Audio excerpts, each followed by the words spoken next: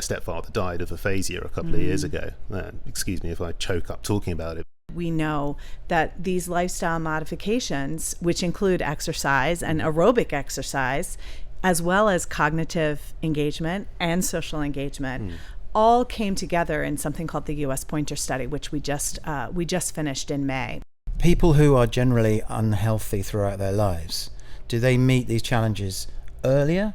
I've got a chap called Leonard who's sort of my new hero. He's 85 and he's learning pickleball for the first time.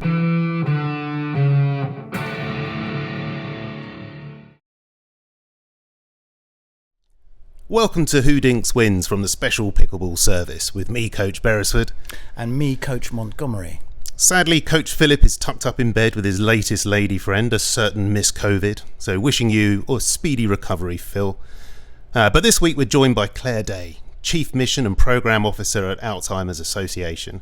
And in this episode we're discussing the links between improving brain health by playing sports like pickleball. In other words, how pickleball can help kick Alzheimer's arse.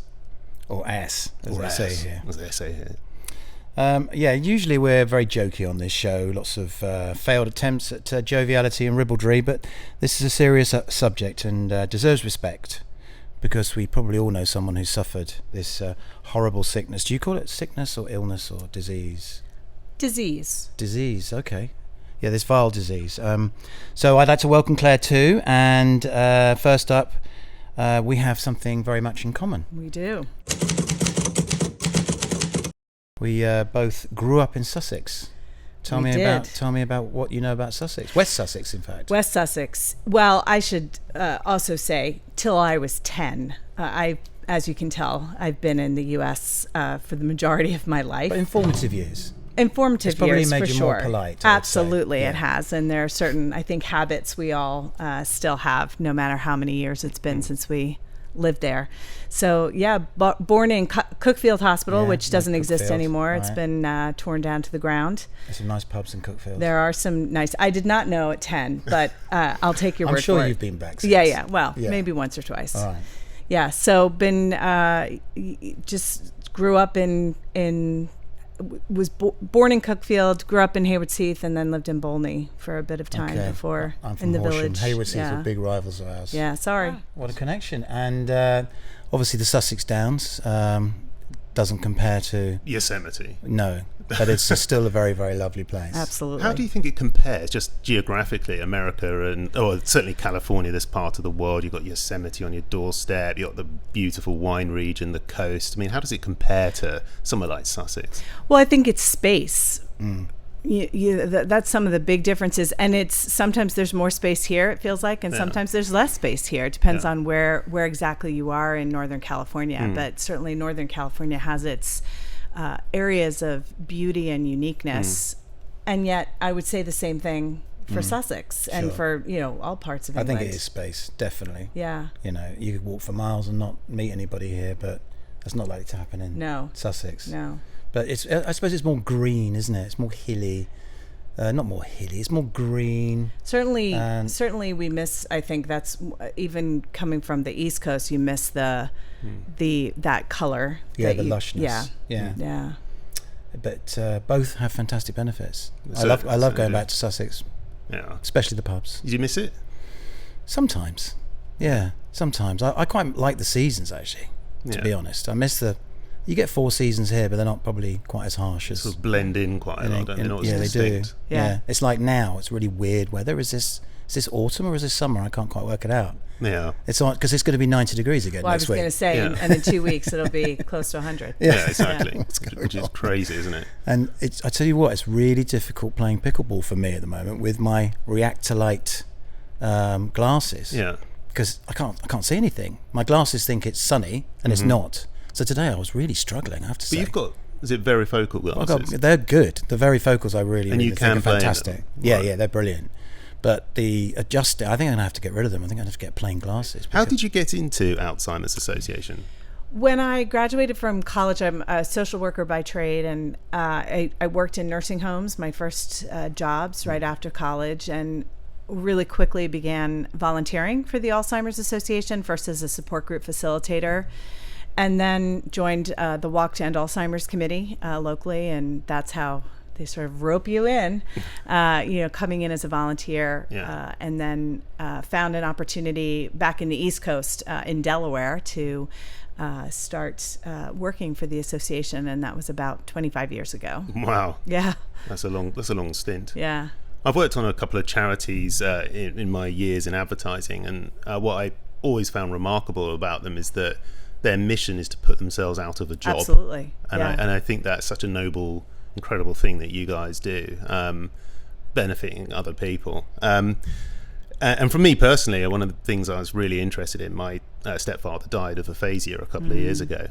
Excuse me if I choke up talking about it, but what my mother went through and watching the decline was just very traumatic for her, but also just us as children watching her, and also her bravery and how incredibly stoic she had been throughout the process, and watching this man, my stepfather Chris, who's a great athlete. Actually, he was a really good sportsman, and he when he started this decline, actually we were trying to put a racket into his hand as much as possible. He had a little sort of a bike thing that he would pedal on just to keep that brain and that body moving. And we all kind of know by proxy that brain health and sports are inextricably linked. And I got this you'll tell I haven't written it because it's coherent, but it says pickleball benefits brain health by combining physical exercise, social interaction and mental stimulation, all of which support cognitive function and reduce the risk of age-related cognitive decline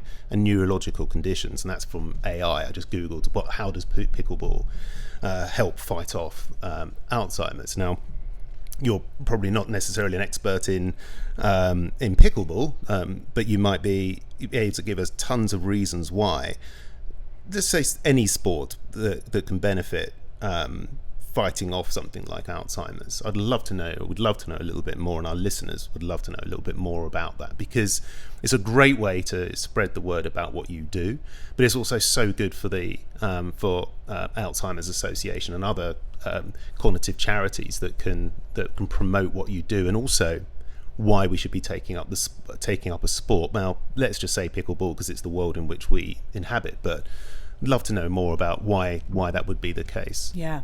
Well, the timing is perfect because we just actually were able to release the top findings from a nationwide study that's actually looked at what kind of lifestyle changes have an impact potentially on cognitive health. Now, I think it's important to level set and say we know that lifestyle changes aren't going to be the only thing that stop people from getting Alzheimer's disease. And there's Alzheimer's disease and there's other types of dementia, which we're still trying to figure out some of the biological changes that happen with those related types of dementia and maybe what would improve that. But with that said, we know that these lifestyle modifications, which include exercise and aerobic exercise, as well as cognitive engagement and social engagement, all came together in something called the U.S. Pointer Study, which we just finished in May. So if you want, I can tell you a little bit about that study. Yeah. So U.S. Pointer was really launching off of a study that was done in Finland several years ago called the Finger Trial. And it looked at whether or not combining lifestyle modifications had greater benefit than just, say, doing exercise or modifying your diet or being social. Those have all sort of been studied and showed that they have some cognitive benefit. But what happens if you put them all together? And so what we did was we took the model from Finland and we modified it a little bit to fit the U.S. culture, and then replicated it in 5 sites across the United States. Participants who were anywhere from the ages of 60 to 79 were in need of some room for improvement. So they were probably sedentary, had suboptimal diet, didn't consider themselves to be socially outgoing, and potentially had family risk, high cardiovascular risk, as well as potentially the genetic, the APOE4 genotype, enrolled in this study. And then once they were enrolled, they were randomized into 2 groups, either self-guided or structured. And so as you can imagine, they're exactly what you would think. One was very rigid, where we had a very strict prescription on how you would make these changes, and the other, both led by navigators, had less meetings, less touch, and was sort of told, here's the information, go out and do it. And what they found was those that were in the structured intervention had higher cognitive reserve over time. That equates to our top findings seem to indicate 1 to 2 years of cognitive, 1 to 2 years younger in cognitive aging. And so the 4 domains we looked at were diet, exercise, brain stimulation, and then monitoring things like blood pressure, blood sugar, high cholesterol. And so for the exercise in particular, we were really focused on making sure that people did something that got that rate of exertion up, that really got their blood pumping, right? That they were breaking a sweat in, and thinking of hand-eye coordination, all of those things that you can combine with then the mental, not just walking on a treadmill, but like actually having to remember rules of a game, or think about where the eye-hand coordination comes in. And like you said, doing it together, right? So sport meets 3 of the 4 categories. I mean, it could in a sense, diet, right? Yeah. I mean, it really could. If you think of it, if you break down sport from just the action of having some exercise, absolutely it does that. Yeah. Reduces the cholesterol.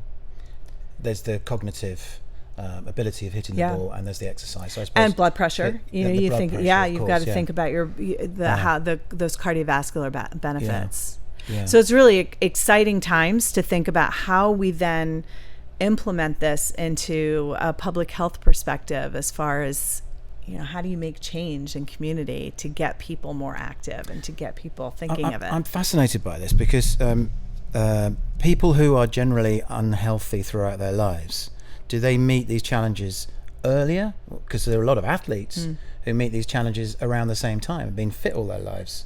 Is there any sort of pattern there, or is it just bad luck, or...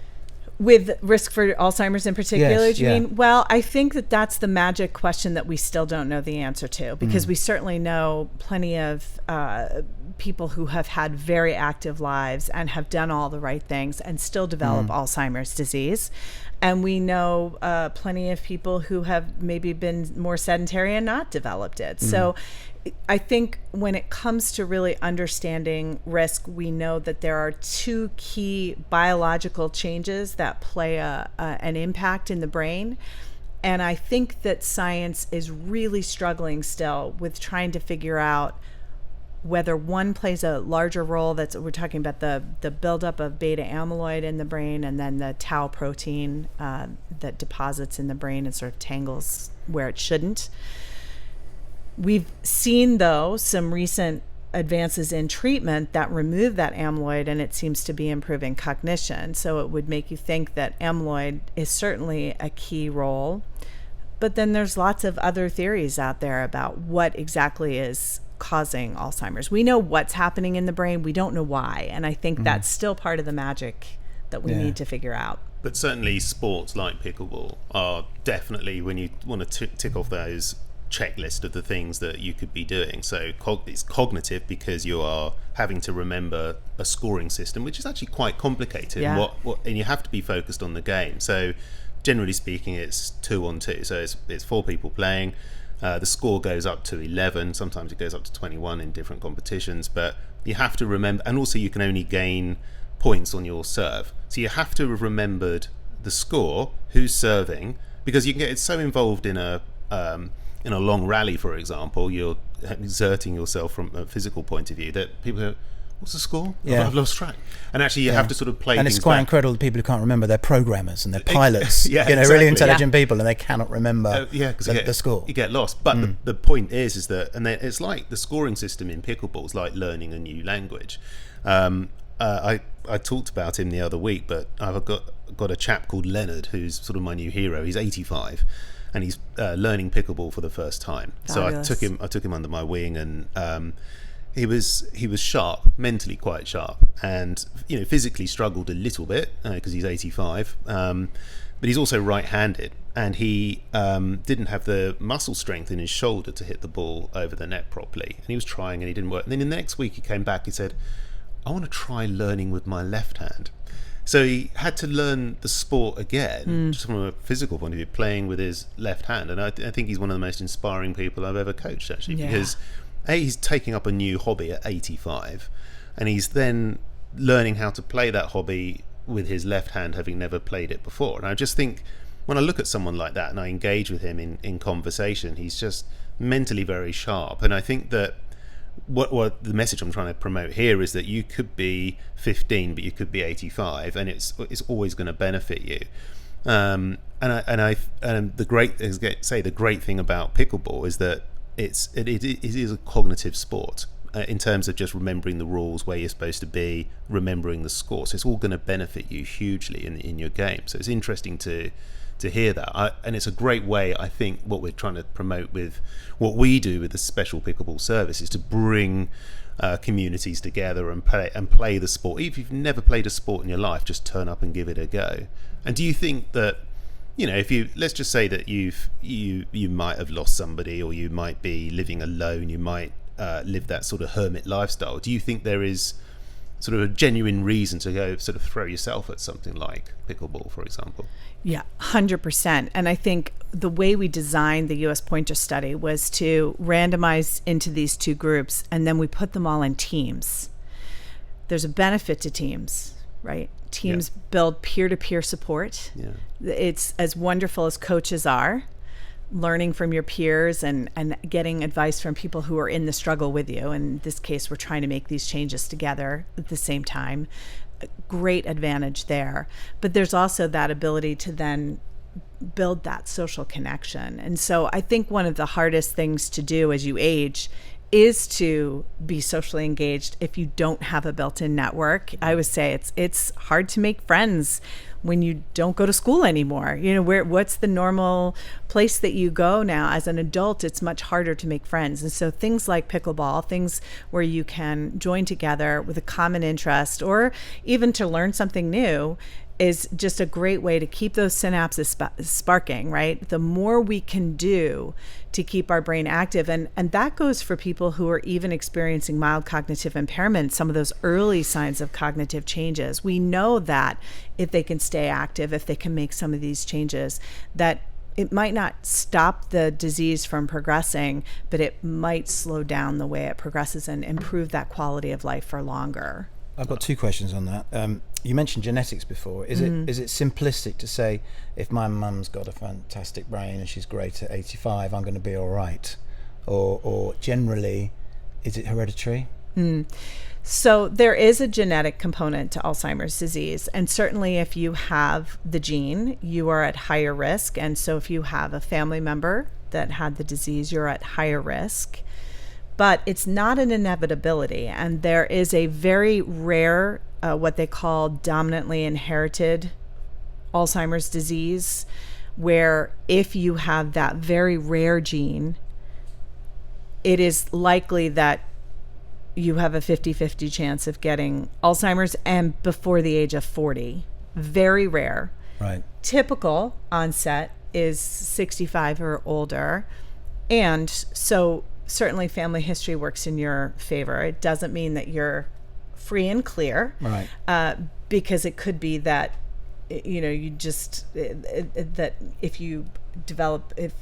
a loved one develops the disease later in life, that doesn't mean you might not develop it earlier in life. But genetics are not that simple when it comes to Alzheimer's. There are multiple genes that are impacted with the disease, and the most common, which is the APOE4 gene that many people talk about. You can have 0, 1, or 2 copies of that gene, and as you would imagine, 0 is less risk, 1 and 2 more risk.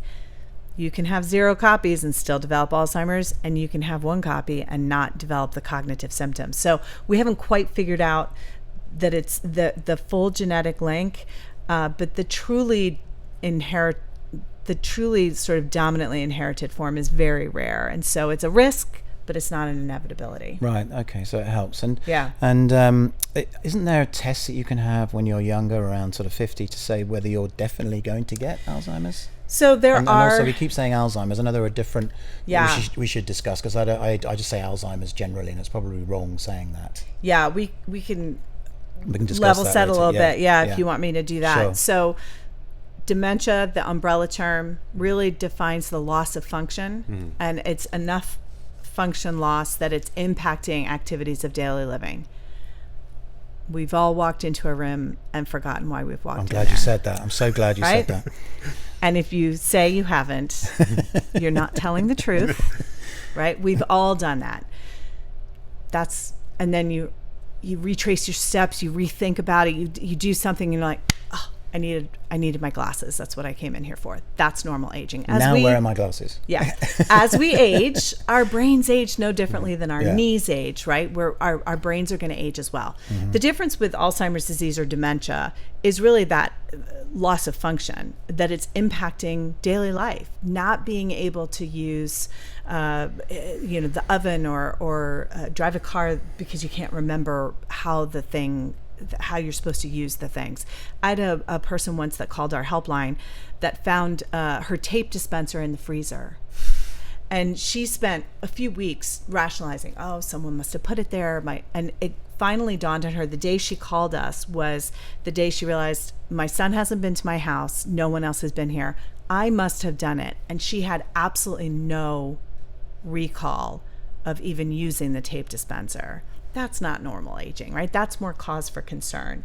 But dementia could be caused by vascular issues, so having a stroke. It could be caused by Alzheimer's disease. It could be caused by frontotemporal degeneration, Lewy body. So the biology is different. The dementia symptoms are sort of what we generalize, and then Alzheimer's, Lewy body, stroke, that's the biology that's changing the brain.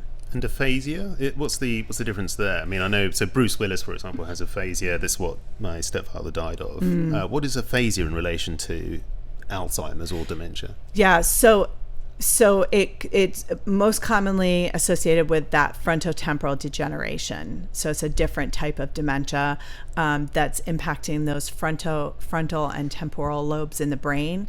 And that's where you see more damage early, which is what impacts their ability to speak and to process words, which is where we see that aphasia come in. Okay. I believe you can get a test to predict. You could. Right. So there are ways that you could think about getting genetic testing. We recommend that you only do that under the advice of a doctor and a genetic counselor, because you can have the gene and never develop the disease, and it changes your perspective on life if you think that you're going to get this disease, because having the gene it's not deterministic like it would be for some of the other diseases. And so really the only reason at this point you'd be getting that gene testing would be if you have an extreme family history, or you're involved in some sort of a clinical trial or something that you're working with a clinician on understanding. Now, will there be a future where we have a baseline blood test? Because we have an FDA-approved blood test now to diagnose Alzheimer's, which we didn't have 5 years ago, where we have a baseline biomarker test that tells us whether or not we have the presence of amyloid before we have the cognitive changes. Probably. Right. Okay. Yeah, that's the future, right? That's where we see the future going. Right now, any of the treatments have only been tested in people who are experiencing the cognitive changes. And so that'll be the next phase of research. And can you explain what amyloid, how that happens, how it's created? So we all have amyloid on our brain, but in a normal brain, it sort of clears away every day, right? So it doesn't build up. And for some reason in the brains of people with Alzheimer's, it accumulates where it's not supposed to be.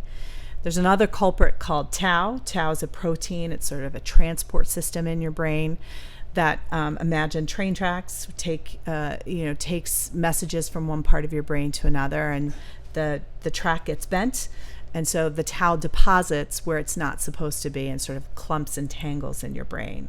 And it's those two key things that seem to cause the disruption of memory, thinking, cognitive abilities. Isn't that funny? How many people? I mean, Montgomery. How many people in every 100 suffer from a brain-related illness? Would you say? So I can tell you, it's 1 in 9 over the age of 65, 1 in 3 over the age of 85, and nationwide in the U.S. it's over 7 million. Wow. So one of the reason why that I sort of come up with that rather leading question is when we first engaged with you as an organisation, the feedback that we got was that people tend to engage with Alzheimer's Association when it's upon them, when the illness is upon them, rather than earlier. Have you got any thoughts or guidance or advice or relative? Isn't it? Yeah, it hits a relative. It hits a relative. Suddenly, need to know Precisely. everything from the Alzheimer's. Yeah, it's almost like it's when it's too late. Yeah. I mean, do you have any sort of thoughts about that and what we should be doing really? So it's about changing the narrative about Alzheimer's and dementia. And you're right, people wait until it's sometimes even too late to get support. We go to events where we'll have our branded tablecloth, and people do make jokes and say, I don't want to come anywhere near you. It's one of the most, if not the most feared disease that people have, because it robs you of your memories. It robs you of your personality, of who you were, of your ability to be independent. And it's such a burden on the people looking after you. The caregiver burden, the whole family. And you described it so beautifully. We're worried about your mom, but then, also seeing the change. It's really impacts the whole family.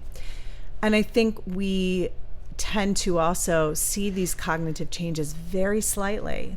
And so it's easy for us to say, that's just Mark. He's always been a little, Yeah. And we ignore those early warning signs sometimes to the point when it's too late. We're embarrassed there's a stigma associated with memory loss and with forgetfulness and with even having Alzheimer's disease or other types of dementia. And so part of it is around, I think, not just normalizing the conversation. And you asked a really important question in the beginning: how do you talk about it? It's a disease, because we don't want people to feel that there should be any shame in having Alzheimer's disease. It's no different than having heart disease or diabetes. And I was interested, you said it was like a knee, but in a way it's not like a knee, because if you have problems with your knee, you rest it. Fix it. Yeah. With the brain, you've got to work twice as hard to mend it, which is fascinating, really, I guess. That's a great point. And I think it is harder to sometimes work out cognitively than it is to work out physically. Much harder. But if you can combine that with... Absolutely. Yeah. Of course, ironically, some sports have led people to get Alzheimer's, haven't they? Particularly like American football or rugby or soccer to some extent, Yes, that sort of connection between brain injury and some of those sports, not to be taken lightly. There's a lot of research looking at that as well. And so when we talk about our 10 healthy habits, which include things like good sleep as well as diet and the normal things that you would think of, not smoking and protecting your head is one of them. And I think back to, when I was young, we didn't wear seatbelts in the back seat. We didn't wear helmets to ride bicycles or to ski, and now we know, right? We know the importance of we used to protecting head the brain. footballs full of water, and your neck literally went in when you headed it. You know? So we didn't really look after ourselves much. In fact, but we know more in now. soccer, they're reducing the amount you can head the ball, aren't they? Yeah, that's commonplace in Spain. You're not allowed to head the ball till you're about 12, and they're starting that in England now. Yes. And they're trying to maybe ban it completely, which would be a shame, but they're waiting until your brains have kind of fully formed and your head's hard enough to be able to head a ball, which is sensible. But in rugby, they don't take many precautions, do they? I know they don't start scrums until they're a little bit older. Is that right? They do it in New Zealand. They don't. That's true, but also they've changed the rules and laws on tackling and high tackles and anything like that. It gets really, really marshalled. So they've really understood that there's such a serious connection between it. And as I say, just heading the ball for professional Premier League football players, soccer players, are there's a movement to stop them heading the ball. I hope this podcast has persuaded people who don't play pickleball listen to us to play pickleball, and has persuaded the people who do play pickleball that it's a really, really good idea to continue it, because it really, really should slow up it getting worse, because it hits all the health points that you need. So I hope that's come across. I hope so. Undoubtedly. Thanks to Claire. Definitely. Yeah, thanks, Claire. Thanks very much. And thank you. I was going to sign out by saying Who Dinks Wins is broadcast by KCAT TV on Xfinity Channel 15, Los Gatos and Monte Sereno, and kcat.org. And it's a great way to reach a local audience right here in the Bay Area. Who Dinks Wins will be broadcast Mondays and Fridays at 8 p.m, coming very soon. If you want to sponsor the show or an episode and help support the Los Gatos community who make the shows, reach out to us at Special Pickleball Service at gmail.com to find out more. You can follow our show on Apple Podcasts and on YouTube. Just search Who Dinks Wins, and if you can leave us a rating or a comment, we'd be super appreciate that. Thank you very much, Claire. Thank you. It's goodbye from me. And it's goodbye from Montgomery, and it's goodbye from Claire. Thanks, Claire. Thank you, guys.